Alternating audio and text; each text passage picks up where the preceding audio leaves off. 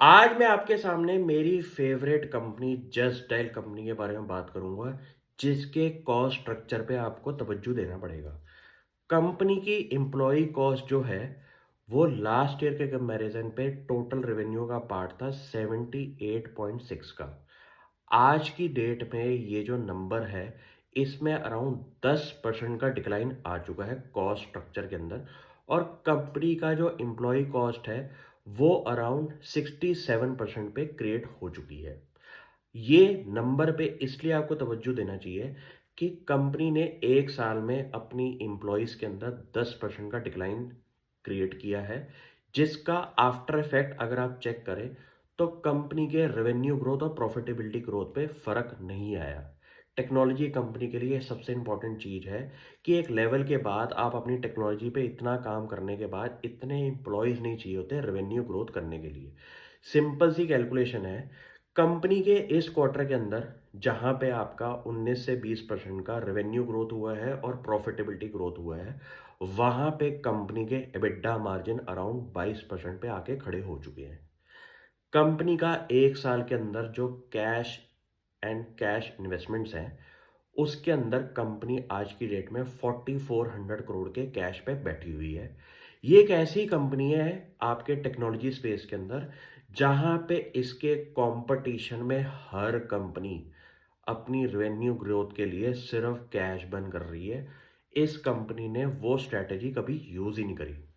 Company की growth पिछले 10 सालों में आप बोलेंगे इतनी ज़्यादा नहीं हुई, लेकिन कंपनी ने हमेशा प्रॉफिटेबिलिटी ग्रोथ के अंदर काम किया है। मेरी ये नज़र इस कंपनी में तब गई जब रिलायंस इंडस्ट्रीज ने इसके अंदर मेजॉरिटी स्टेक खरीदा। पिछले 2 साल से इस कंपनी को मैं देख रहा हूँ, कंपनी के शेयर प्राइस में इतना बड़ा जंप नहीं आया, बल्कि कंपनी का शेयर प्राइस आज से 2 साल पहले भी सेम लेवल पे था। लेकिन इस कंपनी को अपने बॉटम पे मेरे को पकड़ के ये समझ में आया कि कंपनी की जो पूरी की पूरी मैनेजमेंट है, एक ऐसे विजन पे अब काम कर रही है। पहली बात तो कंपनी की पूरी टॉप लेयर मैनेजमेंट जो है, वो रिलायंस इंडस्ट्रीज के दिग्गज बादशाह जो मैनेजमेंट के लोग हैं, वो बैठे हुए हैं। दूसरी चीज, कंपनी अपनी ऐप पे इम्प्रोवाइजेशन इसलिए कर रही है क्योंकि मेरे दिल और दिमाग में एक ही क्वेश्चन है कि जस्ट डायल कंपनी खरीदने का मोटिव क्या है रिलायंस इंडस्ट्रीज का।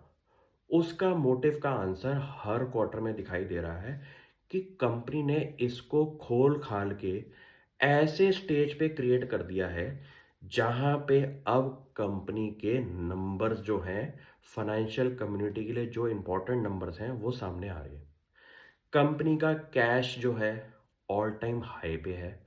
4400 करोड़ के कैश पे जो कंपनी बैठी हुई है, वो ये सोचिए इंडिया के स्टार्टअप स्पेस में कितने एक्विजिशन छोटे छोटे मार के अपने आप को बड़ा कर सकती है।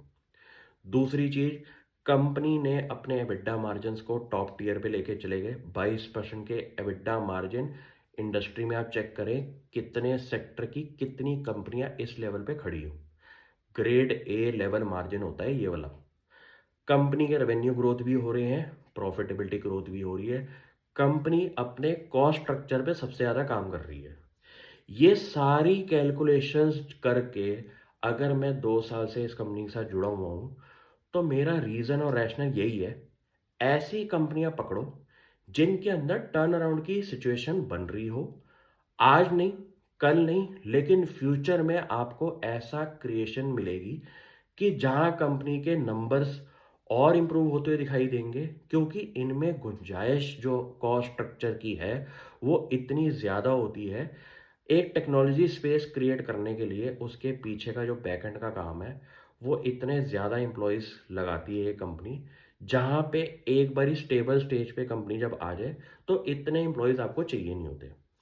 वो स्टेज इस कंपनी ने पार कर दी है, जिसके अब आफ्टर इफेक्ट्स आपको दिखाई दे रहे हैं। 9.3% का एम्प्लॉय काउंट कंपनी का कम हुआ है। कंपनी अपनी ऐप पे रेगुलरली काम कर रही है। हर नई चीज जो टेक्नोलॉजी स्पेस के अंदर एक सर्विस ऑफरिंग है, वो इसकी ऐप में दिखाई देता है। ये चीजें पे काम करना शुरू करो। शेयर प्राइस सबसे लास्ट चीज होनी चाहिए देखने वाली। Thank you.